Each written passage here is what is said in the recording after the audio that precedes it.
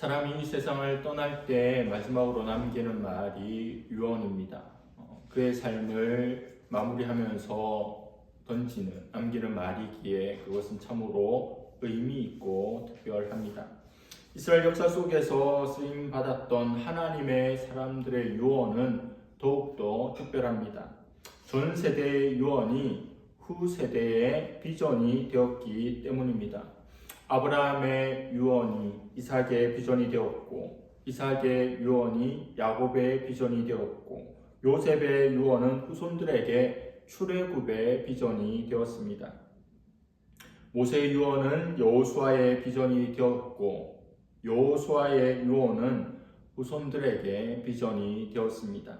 사사기 앞에 있는 여호수아 마지막 장에는 약속의 땅에 들어가 그 후세대들에게 여호수아가 남긴 말씀, 유언들로 가득합니다.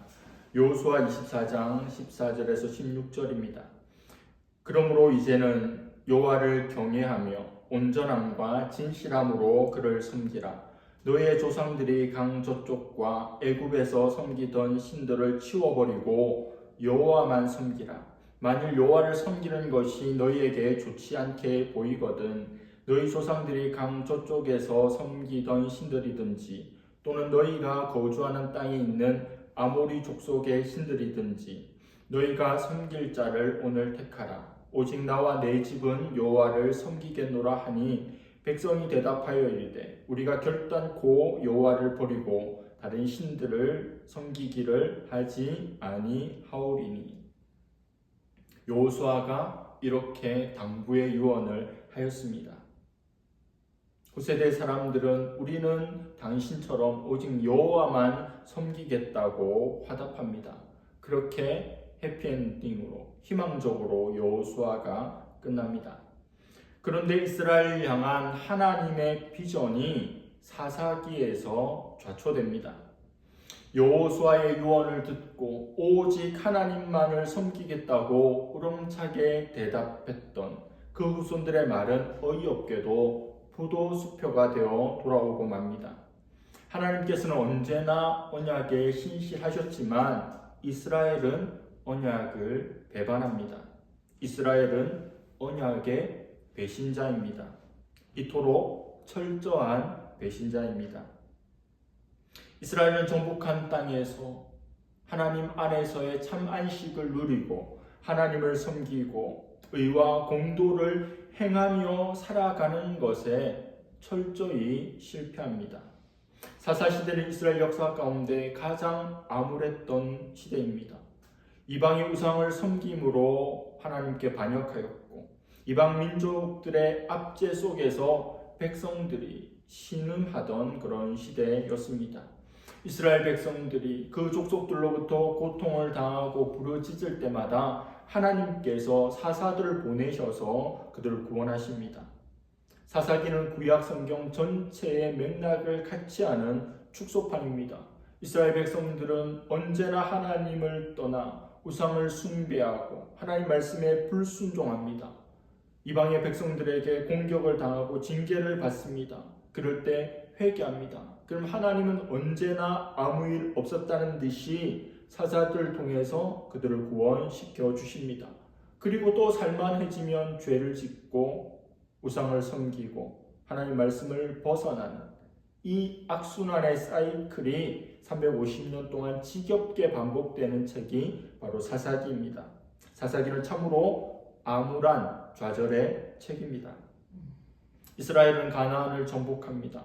그리고 땅을 분배받았습니다. 99%를 이루었습니다. 이제 각 지파별로 분배받은 땅에서 여전히 남아있는 가나안 족속을 완전히 밀어내야 할 비전이 유언을 통해서 주어졌습니다. 유언을 비전으로 받았으니 이것을 완수해야 합니다. 그런데 딱 지난주 말씀까지만 좋았습니다. 하나님께 묻고 하나님 말씀하시니 그 말씀대로 순종하고 나갔더니 승리하게 되었다는 딱 지난주 말씀까지만 사사기에서 몇 안 되는 그런 좋은 내용들입니다. 1장 뒷부분 1장 19절에 보면 철병거를 가진 골짜기 주민들을 쫓아내지 못했다고 합니다. 문명의 단계들 있죠. 철병거, 철제 무기들을 가졌다는 겁니다. 우리가 2차원에 속한 무기들을 들고 있을 때 그들은 3차원의 무기를 들고 있었다는 겁니다. 얼마나 강하겠습니까? 철기를 다룰 수 있는 족속들이니 싸워서 이겨서 몰아내기가 쉽지 않았을 겁니다. 그리고 28절 이후의 말씀들을 보면 이스라엘이 강성할 때, 힘이 있을 때는 그 족속들을 몰아냈다. 힘이 없을 때는 몰려왔다. 이런 말씀이 나오지 않습니다. 이스라엘이 힘이 있을 때는 그들에게 노역을 시켰다. 노동을 시켰다. 그들을 종살이하게 만들었다. 그리고 그들이 강해지면 그러지 못했다. 이런 내용들입니다. 우리가 힘이 있을 때 노역을 시켰고 그들을 쫓아내지 못했다. 이렇게 말씀합니다.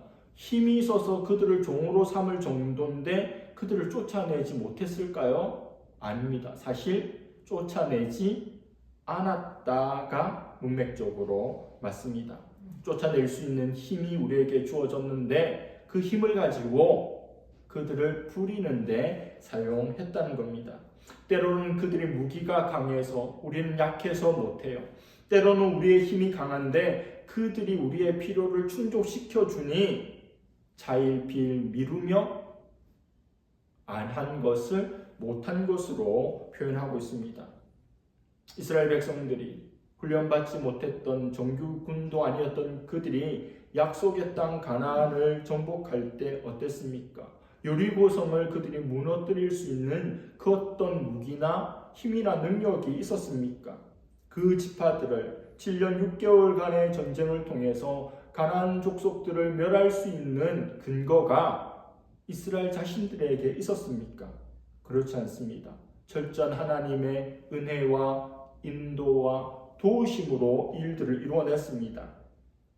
더 한 일도 했는데 철병거를 가졌다고 이제 두려워서 노터치하고 있는 겁니다. 약속의 땅에서 허드렛 일, 3D 업종의 일들을 시키기에 용이한 그 족속들을 손에 쥐고 마침 애굽의 바로 왕이 히브리 노예들을 부린 것처럼 그렇게 하느라 비전을 이루어야 한다는 것을, 유언을 완료해야 한다는 것을 잊어버리고 말았습니다. 여러분, 하나님이 주신 사명은 끝장을 봐야 합니다. 끝장을 본다는 게 무슨 말이죠? 책에 첫 장이 있고 끝장이 있잖아요. 책을 한번 읽으면 끝장을 본다. 끝까지 다 읽는다. 완벽하게 다 읽어낸다가 끝장을 본다잖아요. 하나님 우리에게 어떤 말씀을 주시면 끝까지 그것을 다 이루어야 합니다. 99.9%까지 가서 멈추는 것이 아니라 100% 끝까지 끝장을 보고 덮을 수 있는 정도까지 되어야 합니다. 왜요? 끝까지 못 가면 남은 것들로부터 유혹을 받습니다. 그리고 공격을 받습니다. 그리고 오히려 종살이, 종노릇을 하게 됩니다. 우리의 대적들은 암세포와도 같은 존재입니다. 완전히 없애버리지 않으면 언제든지 다시 살아서 번식하고 예전보다 더 강해지는 존재들이 우리의 대적들입니다. 완전히 없애버려야 하는데 현실에 타협하고 안일하게 생각하면 빌미를 제공하게 되고 올무가 되어버립니다. 그것이 1장 하반절에 나오는 이스라엘 백성들의 현실의 모습입니다. 오늘 읽었던 2장 1절에서 5절을 보면 여호와의 사자로 표현되는 이가 하나님이죠. 이후에 내가 구원하였다, 내가 인도하였다라고 하니 성육신하기 전 예수님 정도 볼 수 있을 겁니다. 여호와의 사자가 길갈에서부터 복임으로 올라와 말씀을 전합니다. 이스라엘 백성들에게 경고의 말씀을 합니다. 내가 너희를 애굽에서 올라오게 하였다. 내가 너희 조상들에게 맹세한 땅에 너희들이 들어가게 해주었다. 나는 너희와 한 언약을 다 지켰다. 영원히 어기지 않을 거다. 너희는 이 땅의 주민과 언약을 맺지 말고 그들의 제단을 헐라고 내가 말하지 않았냐. 근데 너희들이 어겼다. 나는 약속을 다 지켰는데 너희들은 약속을 어겼다. 이제 나는 그들을 너희 앞에서 쫓아내지 않겠다. 너희들이 나의 말씀을 따르고 신실하게 그들의 제단을 헐었다면 너희 앞에서 그들 다 쫓아내었을 것인데 너희들이 하지 않았기 때문에 그들을 쫓아내지 않을 거다. 그들은 너희 옆구리의 가시가 될 것이며 그들의 신들이 너희들에게 올무가 될 것이다.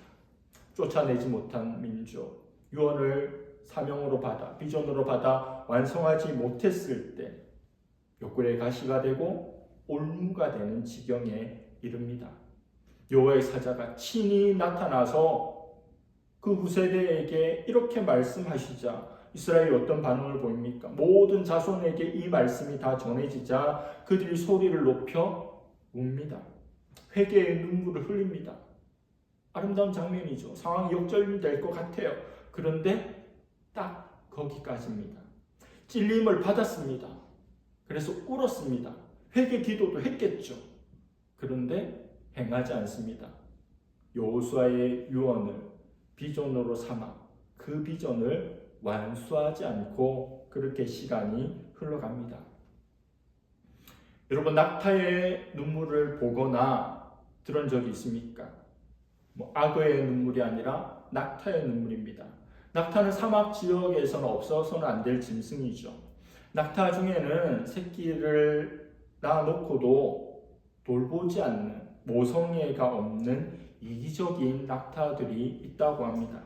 새끼가 굶주려서 죽게 되어서 가까이 오는데도 발로 차고 얼씬도 하지 못하게 한다는 겁니다. 불모의 땅, 그 사막의 환경에서 살다 보니 이런 낙타들, 모성애를 잃어버리고 그냥 자기만 생각하는 이기적인 낙타들이 생겨나게 되는 겁니다. 이럴 때 몽골 사람들이 옛날부터 이런 매정한 어미를 다스리는 독특한 비방을 가지고 있다고 합니다. 그것은 아주 놀랍게도 그 어미 낙타에게 음악을 들려주는 거라고 합니다. 그들이 즐겨 사용하는 악기인 마두금이라고 하는 현악기를 연주하고 그때 그 마을에서 가장 연세가 많은 최연장자인 할머니, 즉 자손들, 손자를 많이 키워본 여인이 노래를 부르게 합니다. 마두금이 연주되고 이 할머니가 노래를 부릅니다. 자장가와 같이 다정다감하면서도 가슴을 울리는 구슬픈 사랑의 노래를 부릅니다. 누구 앞에서요? 낙타 앞에서. 그럼 낙타가 마두금 연주 소리를 듣고 그 할머니가 부르는 노래를 듣고는 눈물을 뚝뚝 흘린답니다. 그렇게 눈물을 흘린 낙타는 잃어버렸던 내팽개쳤던 모성애를 찾고 제 새끼에게 젖을 물리고 정을 주면서 잘 키운다고 합니다. 감동적인 이야기입니다. 여러분, 감동이 무슨 뜻입니까? 느낄 감, 움직일 동이 감동입니다. 낙타가 감동을 받았습니다. 마두금의 연주 소리에, 할머니의 노래에 그가 느꼈어요. 그리고 자기 새끼를 돌보는 것으로 행합니다. 우리는 낙타를 통해서도 감동을 받죠. 그렇구나. 우리도 그래야겠구나. 이렇게 생각합니다. 그런데 이스라엘은 어떻습니까? 이스라엘은 복임에서 눈물을 흘렸습니다. 회개하였습니다. 이스라엘에게 무엇이 있고 무엇이 없습니까? 이스라엘에게 감만 있고 동이 없습니다. 느꼈습니다. 진심의 눈물을 흘렸을 겁니다. 잘못 살았다는 회개를 했을 겁니다. 그런데 움직일 모멘텀이 되지는 못했던 것 같습니다. 낙타만 못한 그들의 모습은 이후에 어떤 결과를 가져오게 됩니까? 10절입니다. 그 세대의 사람도 다 그 조상들에게 돌아갔고 그 후에 일어난 다른 세대는 여호와를 알지 못하며 여호와께서 이스라엘 위하여 행하신 일도 알지 못하였더라. 성경에 나오는 수많은 말씀 가운데 정말 손가락에 꼽힐 정도로 안타까운 말씀이에요.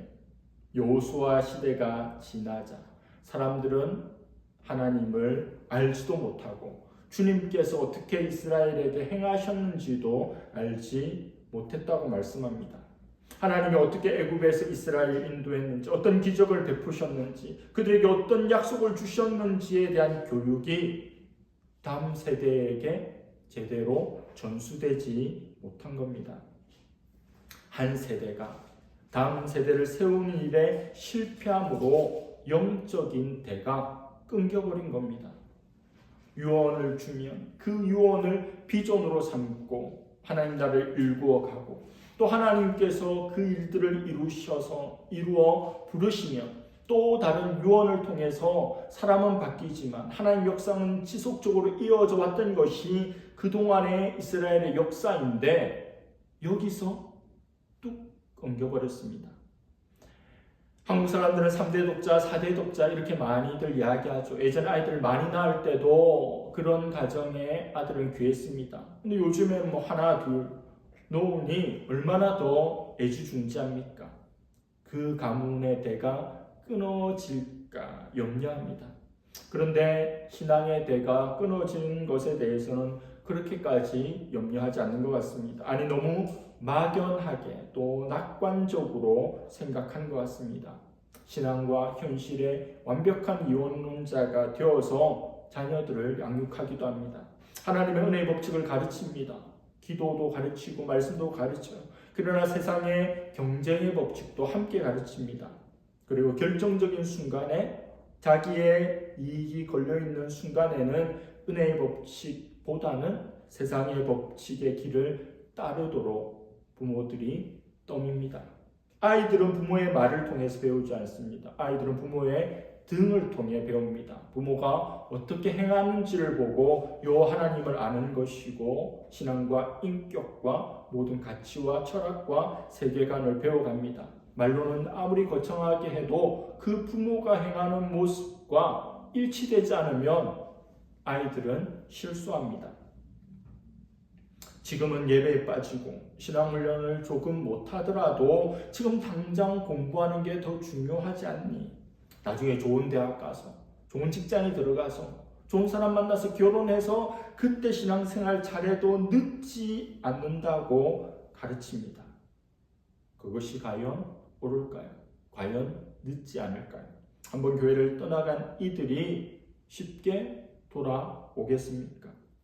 본문 말씀을 보니 신세대는 여호와를 모른다, 후세대 다음 세대는 여호와를 모른다고 말씀합니다. 기성세대는 신세대들을 바라보며 언제나 좀 우려하고 걱정하고 좀 위험하다고 생각합니다. 신세대들은 기성세대를 보면서 꼰대라고 답답하다고 말이 통하지 않는다고 생각합니다. 신세대를 향한 기성세대의 우려는 무엇입니까? 그들이 걱정스럽고 그들을 위험하다고 여기는 것은 무엇 때문입니까? 문화가 다르기 때문입니까? 가장 근원적인 것은 하나님을 모르기 때문입니다. 하나님을 모를 때 무서운 세대가 되는 겁니다. 사무엘상 2장 12절, 엘리의 아들들은 행실이 나빠 여호와를 알지 못하였더라. 엘리는 제사장이죠. 제사장의 아들, 그들이 행실이 나쁘고 여호와를 알지 못하는 존재였습니다. 지식적으로 여호와를 어떻게 모르겠습니까? 그러나 경험적으로, 인격적으로, 영적으로 하나님을 알지 못하기에 불량자로 살고 악한 일을 하다가 하나님 앞에 벌을 받는 겁니다. 호세아 4장 6절 말씀입니다. 내 백성이 지식이 없으므로 망하는도다. 내가 지식을 버렸으니 나도 너를 버려 내 제사장이 되지 못하게 할 것이요, 내가 내 하나님 율법을 잊었으니 나도 내 자녀들을 잊어버리리라. 우리 하나님은 상호주의의 하나님입니다. 하나님을 중하게 여기면 그 사람 하나님께 중히 여김 받아요. 하나님을 경히 여기면 하나님도 그 사람을 경히 여깁니다. 이 백성들이 여호와 아는 지식이 없어 망하게 되었답니다. 하나님을 버렸으니, 하나님을 아는 지식을 버렸으니 나도 너희 자녀들을 버릴 것이다, 이렇게 말씀하죠. 청소년들, 청년들, 젊은 MZ 부부들은 세상의 성취와 즐거움을 쫓아 믿음을 버립니다. 때로는 교회의 여러 가지 답답한 현실에 실망하며 가슴을 치며 상처를 받고 눈물을 흘리고 교회를 떠나가기도 합니다. 우리 교회 바로 옆 사무실의 사장님도 세무사님도 개척교회에서 신앙생활 하다가 상처를 많이 받아서 지금은 신앙생활을 하지 않는다고 합니다. 어느 시점부터 한국교회의 다음 세대는 급격한 속도로 수적으로도 질적으로도 많이 약해지고 말았습니다. 다음 세대 교육, 주일학교 교육, 청소년 청년들 교육을 교회마다 이야기 안 하는 데가 없지만 끊임없이 줄어들고 있습니다. 빠져나가고 있습니다. 특단의 대책과 노력과 하나님의 은혜와 도우심이 없다면 20-30년 후에 한국교회는 지금의 절반 이하로 줄어들지도 모릅니다. 벼락 거지라는 말처럼 어느 날 성도의 절벽을 경험할지도 모릅니다. 영국의 아름답고 화려했던 하나님께서 기름 부으셔서 대부흥을 이루었던 그 현장, 그 교회당들이 술집으로 나이트클럽으로 바뀌고 그 교회당에서 늙으신 할머니 몇 분이 앉아서 예배드리는 비극이 조국 교회에 없으리라고 누가 장담할 수 있단 말입니까? 한국교회는 하나님의 특별한 은혜와 복을 입었습니다. 이 민족을 향한 하나님의 계획과 섭리는 참으로 놀라운 것입니다. 세계 선교 역사의 전무후무한 민족이 이 민족이고 이 조국교회가 아닙니까? 근데 어느 순간부터 성도가 많아집니다. 십자가를 꽂기만 해도 사람들이 몰려오는 그런 60년대, 70년대를 보냈습니다.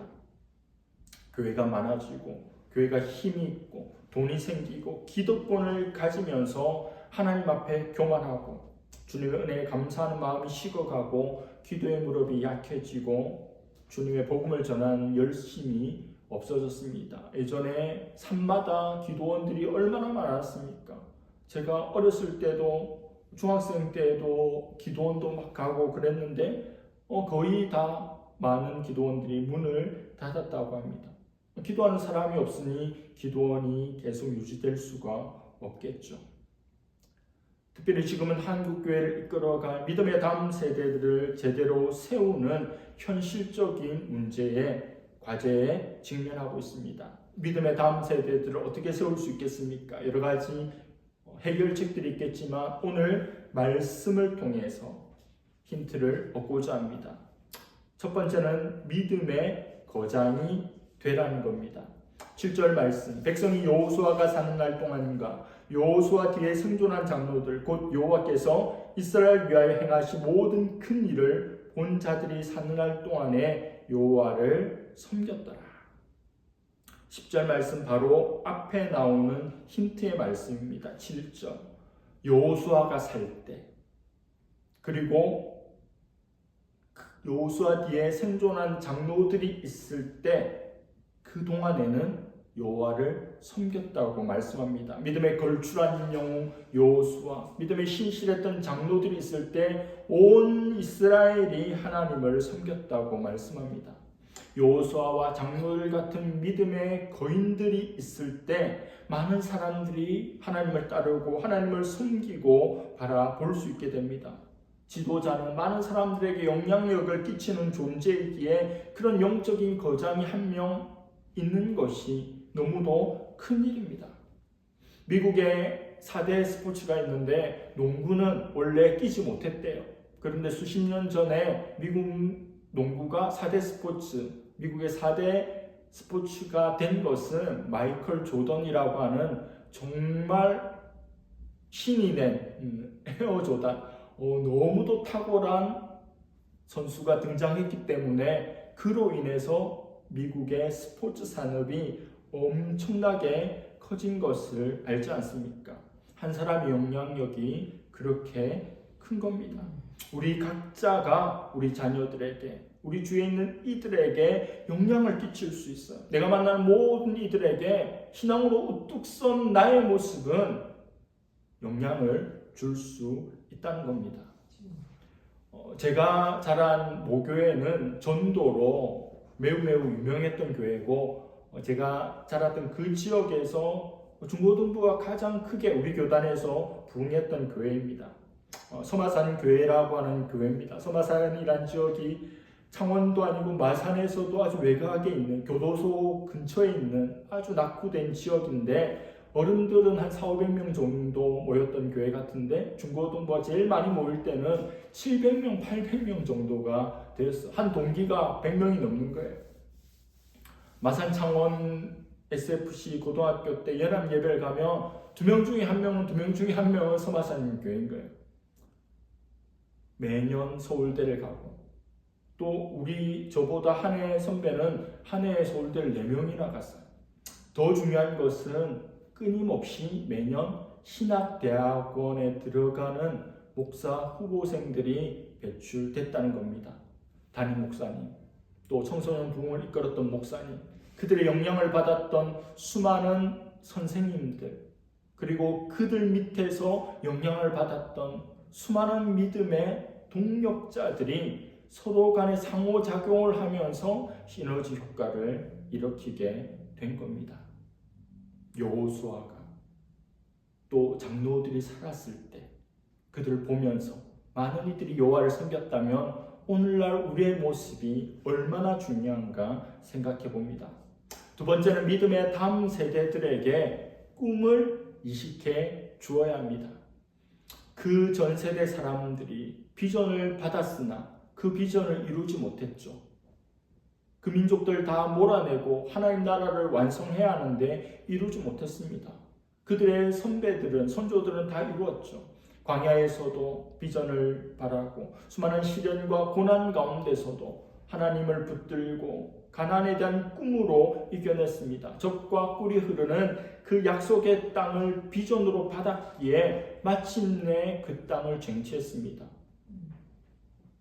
후손들이, 선조들이 이 일을 이루어지지 못했다면, 안일했다면, 힘이 부족했다면 그들의 후손들에게 그러한 비전을, 유언을 통해서 남겨주어 그 비전이 끊어지지 않게 해야 하는데 본인이 손 놓으면서 다음 세대에 대한 교육도, 비전 전파도 손 놓아 버렸다는 겁니다. 한국교회가 가졌던 이 조국의 복음화, 민족의 복음화, 그리고 마지막 시대에 온 세상을 복음화시킬 세계 선교의 주역들이 우리가 되어야 하지 않겠습니까? 우리 교회가 되어야 하지 않겠습니까? 써가는 세상에 소금과 빛의 역할을 감당해야 한다는 사명을 주어야 하지 않겠습니까? 선진국의 각 분야에서 톱 클래스에 속해 있는 민족이 유대인이라고 하죠. 그들이 얼마나 우수한지 스탠퍼드 대학교 심리학자 젠슨이 연구를 하였습니다. 그런데 결과가 의외였습니다. 유대인들의 IQ가 백인하고 비슷하대요. 우리 한국 사람이나 일본 사람보다 오히려 더 낮대요. IQ가 더 낮답니다. 한국이나 일본 사람들이 머리가 더 좋대요. 그런데 그들이 세계적으로 강력한 비결, 특별한 비결은 부모로부터 받은 신앙, 교육입니다. 하나님의 선택을 받았다는 자부심, 비전이 그들을 이끌어갔어요. 미국의 명문이라고 하는 아이비리그에 한국의 많은 학생들도 진학했죠. 근데 성적의 하위권에 속한 이들이 많답니다. 입학할 때는 매우 우수했는데 학교 다니면서 성취 수준이 계속 낮아진대요. 왜일까요? 왜 그럴까요? 한국 학생들은 명문대 진학만이 목표입니다. 거기 들어가면 그걸로 끝이죠. 스카이캐슬을 어떻게 시작합니까? 부모가 서울대 의대 하니까 미친 듯이 공부해서 서울대 의대에 딱 들어가고 집 나가버리잖아요. 거기까지가 끝이라고요. 그 대학에 들어가는 것. 그 이유를 생각지 않았다는 겁니다. 인류 대학만 들어가면 성공이고 끝입니까? 중요한 것은 그때로부터 시작이죠. 거기서 잘 공부하고 영향을 받아서 좋은 도구가 되어서 하나님께 영광 돌리고 이 세상에 기여할 수 있는 존재가 되는 것이 그 학교에 들어가고 공부한 진짜 이유인데, 그냥 들어간 것으로 끝내니 동력을 잃어버리고 성적 하위권, 학사 경고, 자퇴하고 우울증에 빠지고 마약에, 술에 노예가 되는 이들이 있다는 겁니다. 마지막까지 붙들어야 할 것은 하나님의 비전입니다. 그 비전을 향해서 달려가고 다 못 이루면 또 유언을 통해서 그 비전이 계승될 수 있도록 해야 합니다. 우리 모두가 마지막 시대를 살아가는 마지막 주자입니다. 하나님께서 주신 비전의 바통을 들고 열심히 뛰어야 하지 않겠습니까? 그리고 다음 세대들에게 그 바통을 온전히 넘겨줘야 하지 않겠습니까? 쇼트트랙 경기를 보면 개주할 때 먼저 들어온 선수가 앞에 있는 선수를 싹 밀어주잖아요. 우리가 밀어줄 때 그 힘을 받고 더 시원하게, 더 빠르게, 힘차게 달려나갈 그런 후손들을 생각합니다. 역사를 잊은 민족에게는 미래가 없다는 말이 있죠. 오늘은 5.18입니다. 잊어야 할 일이 있고 잊지 말아야 할 일이 있습니다. 역사를 기억해야 합니다. 역사를 통해서 교훈을 얻어야 합니다. 이스라엘 역사를 공부한 이유가 무엇입니까? 교훈을 얻기 위함입니다. 교훈을 얻고 우리 삶에 바로 적용하고 승리하는 삶을 살기 위함이죠. 누군가가 자조적으로 이렇게 이야기했습니다. 역사를 통해서 배우는 것은 역사를 통해서 배워야 하는데 배우지 못하는 사람들만 가득하다는 사실을 역사를 통해서 배운대요. 역사를 아무리 봐도 이것 가지고 못 배우는 그 역사를 배운다는 우습게 소리가 있습니다. 여러분, 역사를 아시기 바랍니다. 역사를 배우기를 바랍니다. 그 역사 위에 발을 올리고 그 역사를 디딤돌 삼아 하나님과 함께 멀리 뛰고 비상할 수 있는 그런 저와 여러분들 될 수 있기를 간절히 바랍니다. 기도하겠습니다. 하나님, 사사기 2장 말씀을 살펴봤습니다. 이스라엘 역사 가운데 가장 어두웠던 시기인 사사기 350년의 시작의 내용을 살펴보았습니다. 이방 민족들을 쫓아내지 못하고 그들의 문화의 영향을 받고 그들의 우상을 신으로 섬김으로 옆구리에 가시가 되고 발에 올무가 되는 이스라엘 역사의 시작을 보게 됩니다. 여호수아와 장로들이 사라지고 난 후에 그 다음 세대가 여호와를 알지 못하는 세대가 되어버렸습니다. 유언이 비전이 되었던 민족인데 유언이 팽개쳐 버려지자 비전조차 사라지게 되었고 우스꽝스러운 아무런 영향력 없는 존재로 종처럼 끌려다니는 역사의 시작을 보게 됩니다.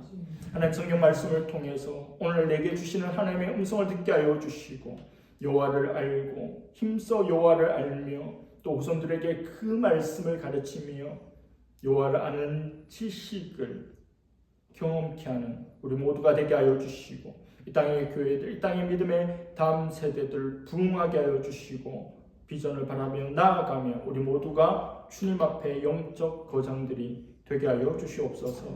감사드리며 예수님의 이름으로 기도드립니다. 아멘.